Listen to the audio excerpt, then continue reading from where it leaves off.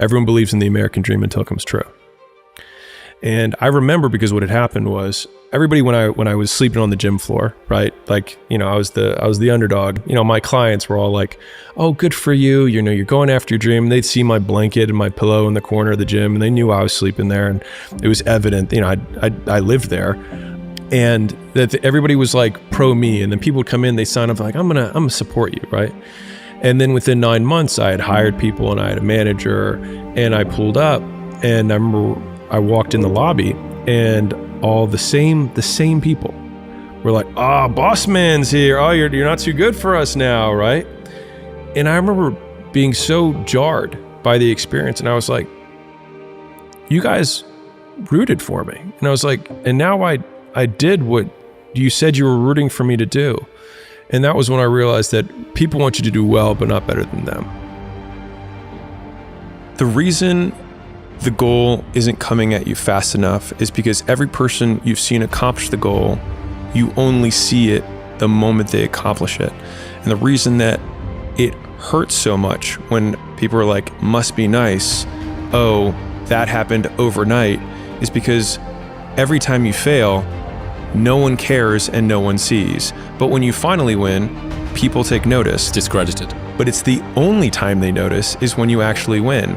And so, to even further reinforce the point, the fact that everyone looks like an overnight success means that the 10 years where they sucked, no one saw. And so the fear that you have about people noticing the fact that you fail is ridiculous, because they're barely going to notice when you succeed. The difficulty with personal development and entrepreneurship is that you don't know when the end is coming, but you still need to fight. And the only certainty that I can give you is that it's the same thing that every other person who got through that period went through. But I think the thing that everyone who's listening lacks is the context on how hard work is, not in that it's complex, but just in that it's a continuous and unending focus on one thing and noticing the details that separate mediocrity from greatness. And if you're like, "I don't know what the difference between those two things is," that is the opportunity that hard work reveals. And most people expect that is hard work because that's the hardest they've worked, not the amount of hard work that is required in order to get the level of outcome that they say they want or that they expect. And until you get great, because as soon as you get great at one thing, you realize just the tremendous amount of hours and work that it takes to be great at one thing. And then there's this oh shit moment that I can express personally, which is you realize that there's so few things that you can be great at. And then the discipline comes down to saying, what are the 2 or 3 things that I can be really good at in my life? Because it will take me 5 to 7 years to be exceptional at this one thing. I am okay being a beacon of relentless hard work. And that's the never-ending cycle of excellence. Oh, I just have to figure out what to do. When I wake up every day, there's only one voice I have to listen to.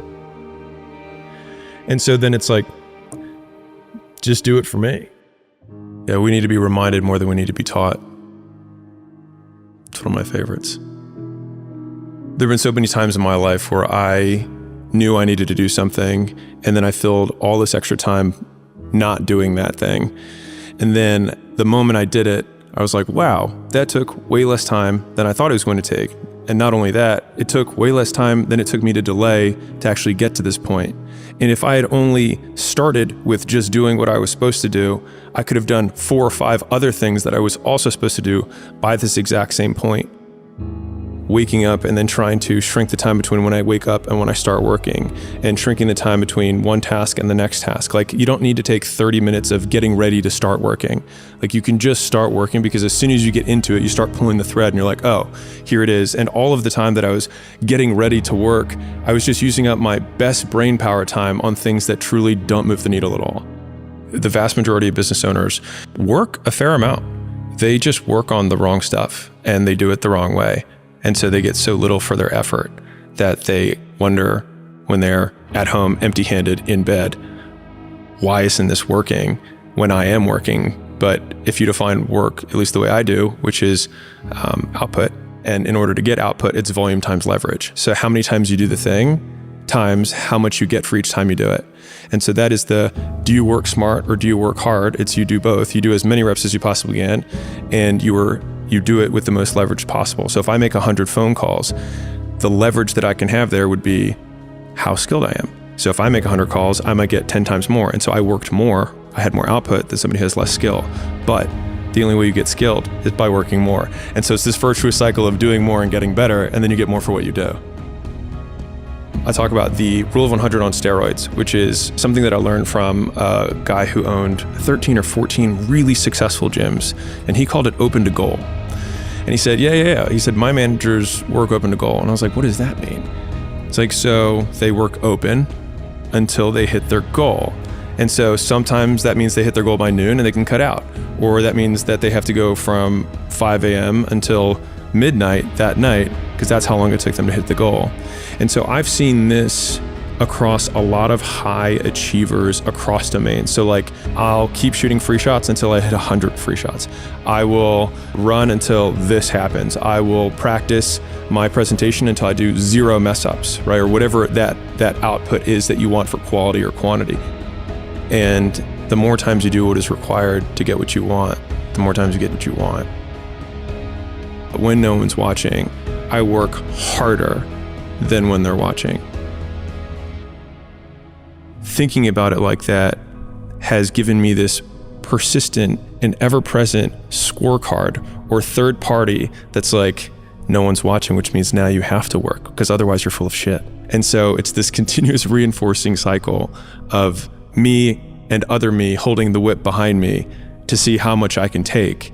But with each lash of the whip that I take, learning that I can take it and continue to trudge on.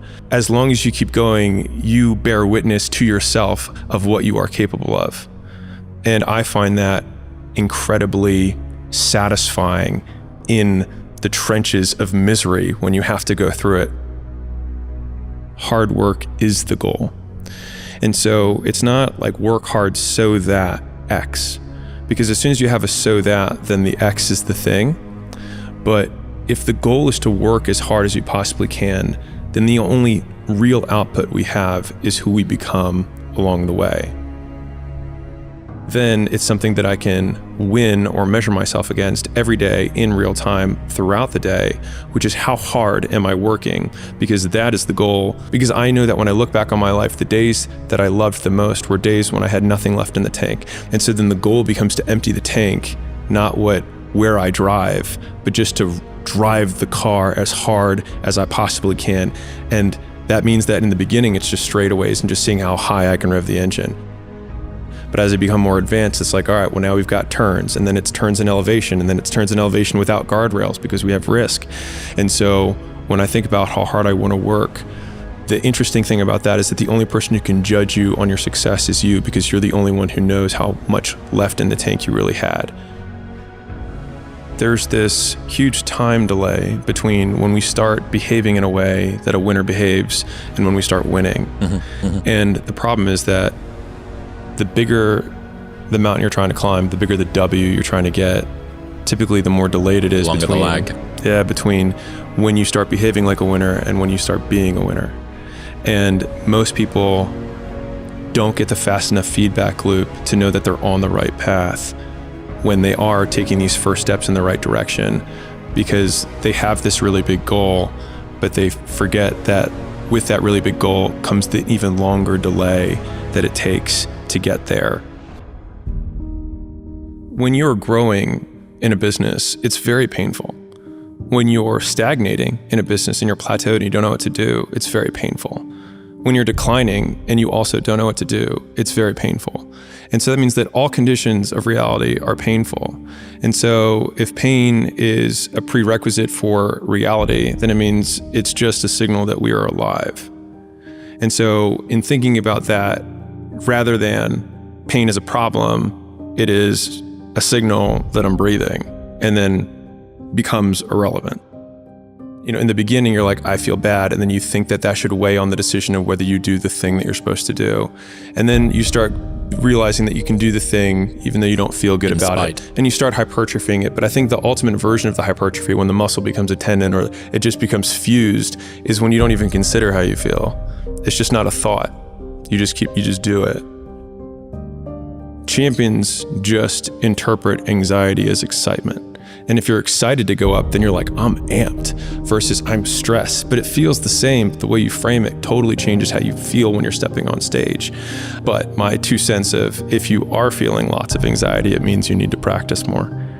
That's just my 2 cents. And that comes for everything, whether it's to have a meeting or give a presentation or write an email or do a book. Like, if you feel nervous before you release it, then you probably didn't work on it enough. And I think the reality is that most people, to get not anxious about whatever they're doing, you have to do it so many times that by the last time you're doing it, you're bored of it. Like, you don't even want to see the thing again. When you're sick of it is the point where you'll have no adrenal response to the stimulus because you've seen it so many times. You could do it in your sleep because you hate it at this point. And if we think of confidence as the percentage likelihood what we think is going to happen will happen as a predictive metric, then in order to be more confident, we want to have more proof that what we think will happen will happen. And so the easiest way to do that is to do it a lot of times. And so it would be reasonable to say that you're confident that it will go the way you want because it has gone the way you've wanted. The leading indicator of a successful person is the ability to act without anything happening. And when you continue down that path, it happens slower than you expect and then faster than you can imagine. And I think that's the part that everyone misses, is they expect the faster than they can imagine, and they imagine really big. And so then their expectations are really big, really fast, but they take the intensity and they don't apply it to a timeline that's appropriate. The path of personal development is befriending uncertainty. You always have to be the person who roots for you before everyone else does. And it's usually a single clap in the auditorium for a very long period of time. It is a slow clap that's just you rooting for you. I think most people feel really lonely when you want something that doesn't currently exist. And so some people call that dreams, some people call that goals, whatever it is. You're trying to pull something from your mind into reality, and you want it done a certain way. And if it's not done that way, it's not what you imagined. And so people on the outside will throw stones and call you names that they think will change your behavior and get you to stop. And the more I have been the person trying to pull things into reality, the more I've tried to weather and build kind of defenses against those things, so that when those stones get hurled at you by being called a control freak, or by saying you micromanage things, or that you have incredibly high standards, the answer is yes, because I want it done right the first time. People criticize because it helps them justify the risks they chose not to take, in the hopes that it'll dissuade you from doing it, so that you can be in the exact same position as them, which then justifies that they made the right call. There's this period of discomfort when you change anything because everyone around you wants you to fit within the label that they are comfortable with. People don't like that. And so they're like, no, I like you in this box. So and they just want to shove you back into it. And there's a lot of uncomfortable conversations that you have to have where it becomes really socially awkward. If you're going through that right now, and I promise you, every single person who wants to do something with their life and has done something with their life has gone through the exact chapter that you're going through. And it's the lonely chapter. It's the chapter where you don't fit in with your own friends, but you don't have the outcomes yet to fit into a new group of friends. And you're doing this thing, you're consuming content on the internet, and you're going through this and you're like, is this even worth it? Because you have no signs of success, right? But if there's anything that you can take away from what we're saying right now, is that the sign of success is the hate that you get along the way. And what you can't do is bend the knee to their hate and fit back into the conformity because it's comfortable and it's warm, because you've been down that road and you know exactly where it leads. And I know that's not where you want to be. It's like the best way to guarantee to not have the life that you want is to do what everyone else is doing. Unless you want what everyone else has, which no one does. The skills that you develop along the way, those early days, that little trench winning in the weeds, oftentimes gives you these huge advantages later on because you have more context than anyone else. And so rather than lament them and hate the fact that you're going through it, remembering that these will be arrows that you put in the quiver that you're going to be using to slay the future bigger dragons. And so expecting it to be easy is what makes it much harder than it ever is. My personal goal is to squeeze every ounce of potential out of whatever I have. And I think that if you feel like you have potential left over, then it will eat you alive until you do something about it. I'd say one of the strongest mental frames that has gotten me through my hardest times is thinking this will be the story that I will one day tell. And that means the harder it is, the bigger the dragon, the more epic the story, and by consequence, the more epic the hero. And if you think about the difference between winners and losers, winners define themselves by what they made happen, and losers define themselves by what happened to them. And the difficult part of the lonely chapter is that the Rocky cutscene lasts 90 seconds in the movie and lasts 5 years in reality. It's rarely the information or the intensity that makes things hard. It's the sticking with it that makes it hard. And so the desire that we have to quit is simply breaking the consistency. And so that's why consistency has always been the hardest thing for most people to achieve.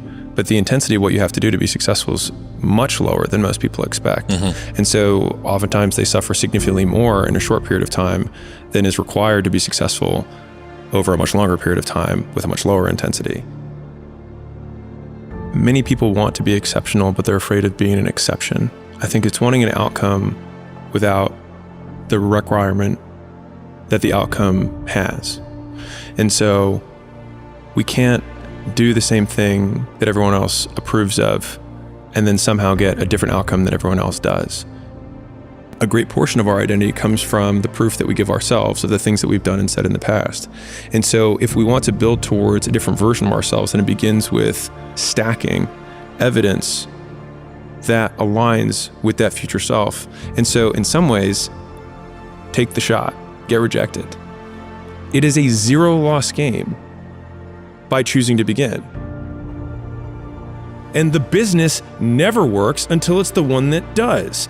And the episode doesn't take off except for the one that does. And whether it's 10 or 10,000, eventually one does, because when you do more, you get better at doing.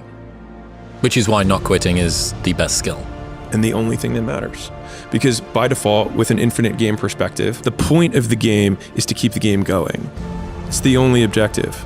Because even if your goal was to be number one at business, it's like, by what metric? Enterprise value, growth, profit, revenue, all of a sudden, okay, maybe it's richest man in the world. Okay, for how long? Look at the history of mankind. Not one person has ever been richest man forever. And so you get to touch the top, even if you're that one guy, for a moment, and then it's gone again. And so you can't have that as the end point, because it is by its very nature finite.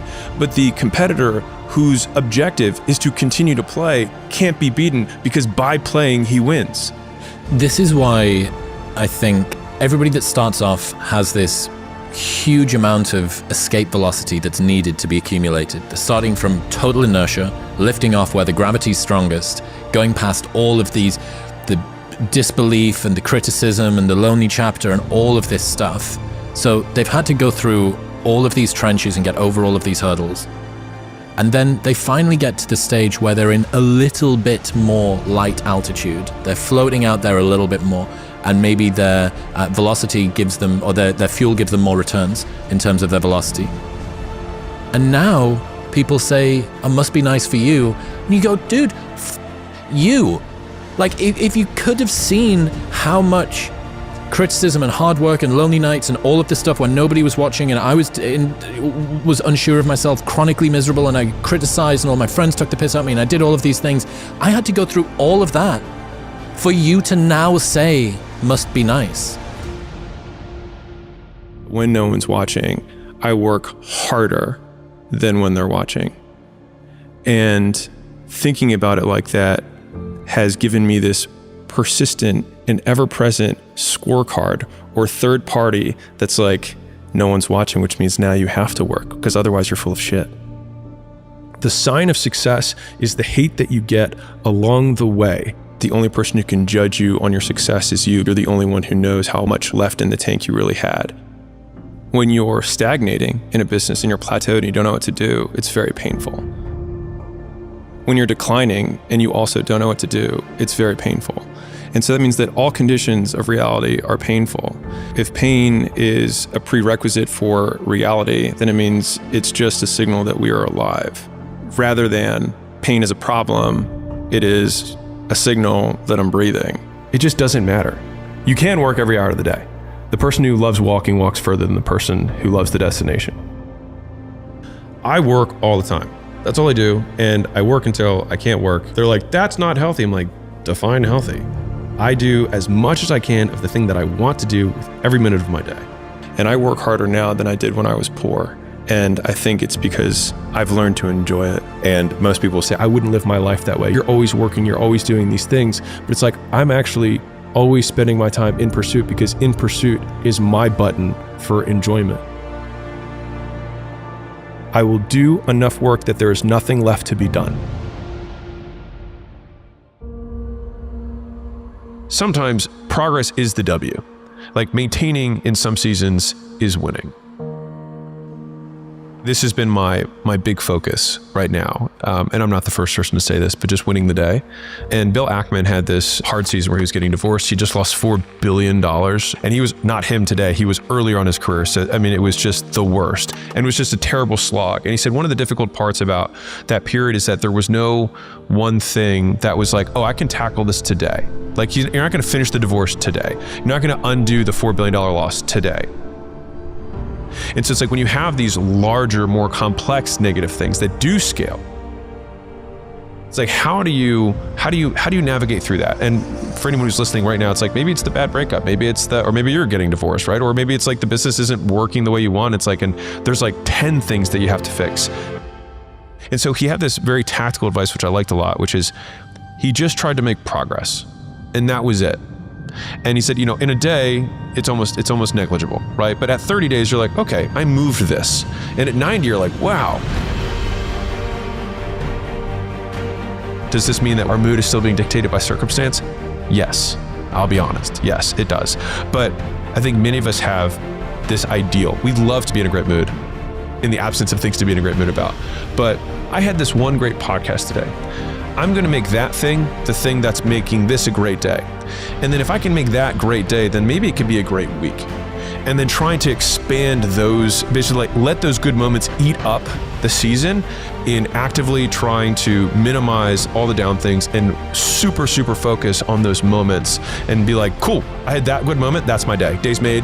And I'm trying to even say that more. Basically, I've had to recalibrate my entire scale to how little of a thing can happen that makes my day. How little of a thing can happen that makes my week. How little of a thing can make my month. How crazy would it be if a year from now I say, that was a great year. I'm putting a huge amount of my discretionary effort into this because it's my belief that right now, what will prevent me from achieving my ultimate goals, because that motherfucker's not gone, is running out of steam because I don't need to do this. Like, I don't need to work this hard. I'd prefer to make the ride more enjoyable. Realize it never mattered to begin with. What's that? If you want it all, life will give you nothing. We're willing to sacrifice everything that we have for the thing that we want. And then once we get the thing that we want back the things that we sacrificed, which really just goes to the heart of the human condition, which is we want it all. And we're not willing to make trades. And so one of the reasons that I've actually, I would say, largely tossed out the deathbed regrets of most people is that what they do typically is they will have the bias of wanting the other path they could have taken without considering the cost of that path.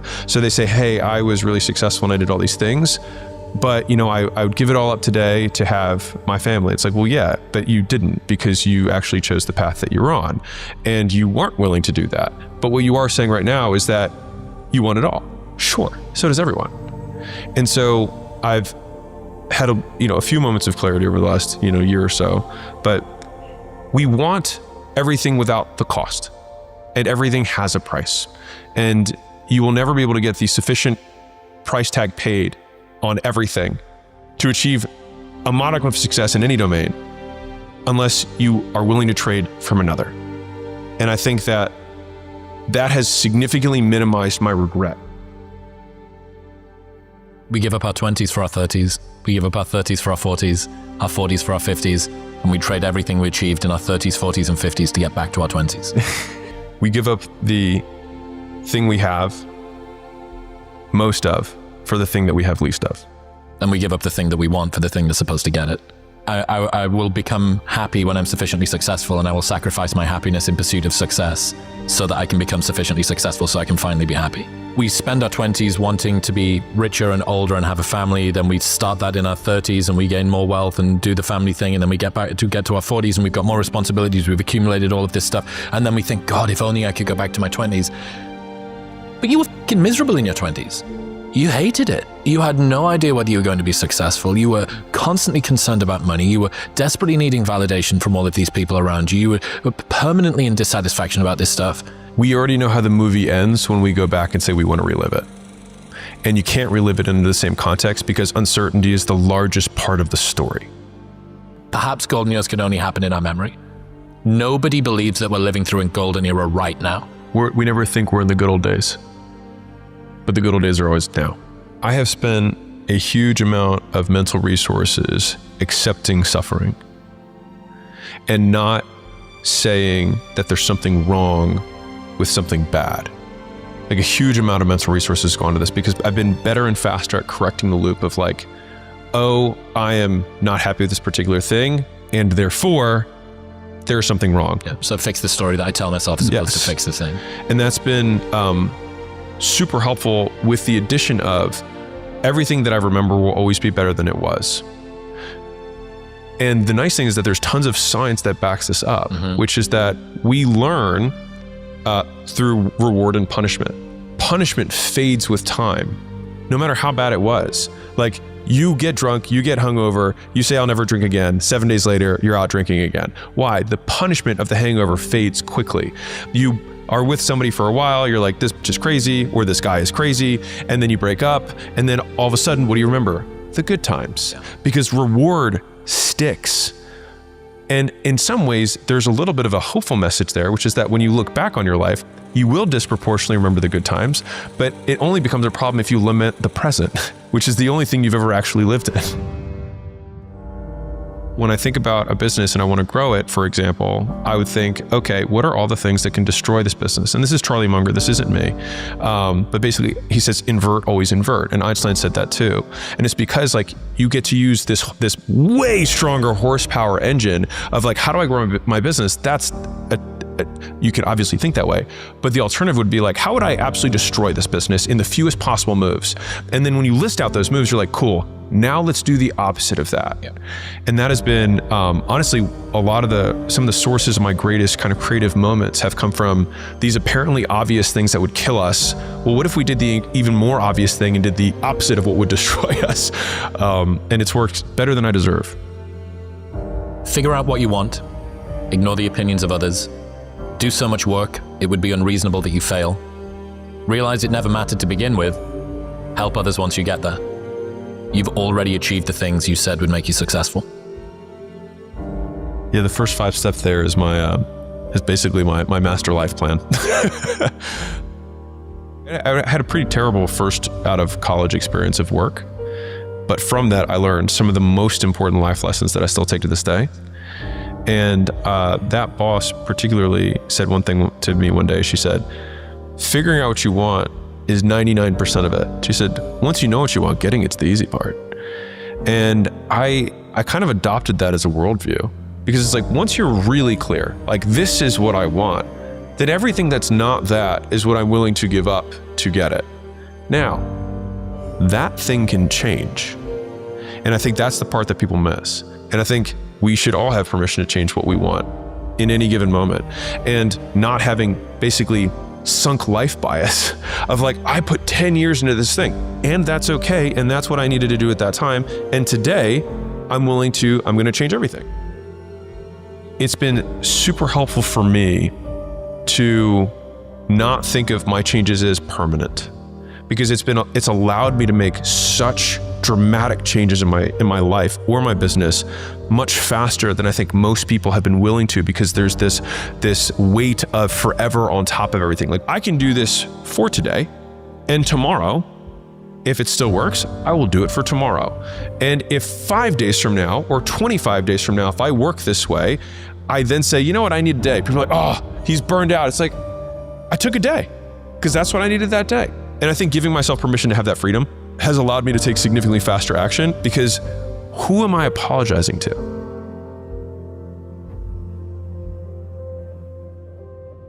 One of my themes this year has been focusing on moments, and on both the positive and the negative.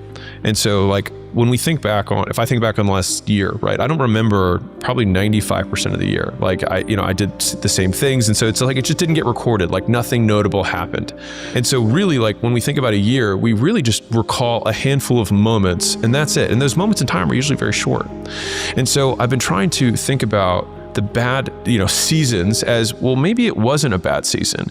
Maybe I had 5 bad days, or really 5 bad moments that I then thought about for the entire season, and turned what would have otherwise been 5 minutes times 5 into an entirely bad year. It's like, okay, well, if we can do that in the negative, can we do in the positive, which is, obviously the thing to exercise. I thought about that. It's like, if I were to boil everything down, of all the skills that you can learn, if everything that we do eventually becomes irrelevant, then the single greatest skill that you can develop is being in a great mood in the absence of things to be in a great mood about. Most people don't question someone who's in a bad mood. Like, I'm just in a bad mood. So it's like, well, if you can be in a bad mood for no reason, it's like, you might as well be in a good mood for no reason, because that one at least serves you. And so I've been trying to exercise, like, because there's, on one degree, there's like, let's count things to be grateful for. On the other side, it's like, why do I have to have things to be grateful for in order to be in a good mood? Like, why is trying to find things a requirement of being in that mood? Like, can I not find things and still choose to be in a good mood? Because I've certainly not had things to be in a bad mood about and been in a bad mood.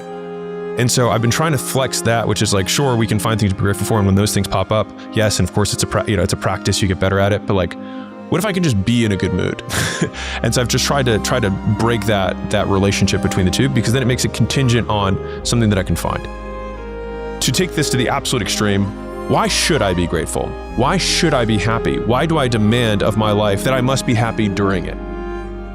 I think it comes down to, I used the word control before. Basically, if you can predict, it means you can control. But if you can predict what's going to happen, it means that you know what the variables are and you can influence those variables, which you can influence the outcome. We have a set of behaviors or skills that will increase the likelihood of goal achievement, whatever that goal is. Being spiritual, being a good husband, whatever it is. These behaviors will do that. To increase the likelihood of me doing these behaviors, then I have to have more good stuff, less bad stuff. I will down that hill. Beyond that, what does anything that happened prior to this matter at all, insofar as it only works if I can use that same variable and then use it again to change my behavior yet again to be conducive to the goal. Expectation of life is that it's going to be, until I make the $1 billion, until I get married to the love of my life, until I get these things. You're just holding your happiness hostage until something great happens. What if something small could be something great? People only root for others at 2 times. First, when they're at the beginning of the race. Second, when they finish. Neither is when you need it. So you have to master the middle. The boring, exhausting, soul-crushing middle. That's where the winning happens, on your own.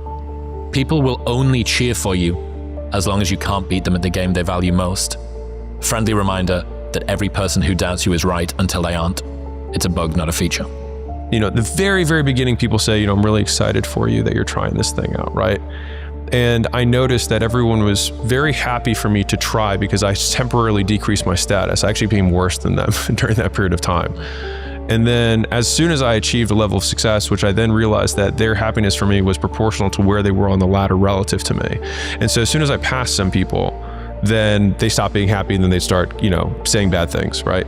And the people who were still always ahead were still like, keep it up. And there's still people who have been that way my whole life, and I just wonder if and when I pass them, will they flip? I don't know. But also to the same degree, it was after you start the race, when you're in the thick of it, because you'll quickly pass the people who've done nothing. But then you have this long period of time where you don't catch up to the people who've been doing it for a long time.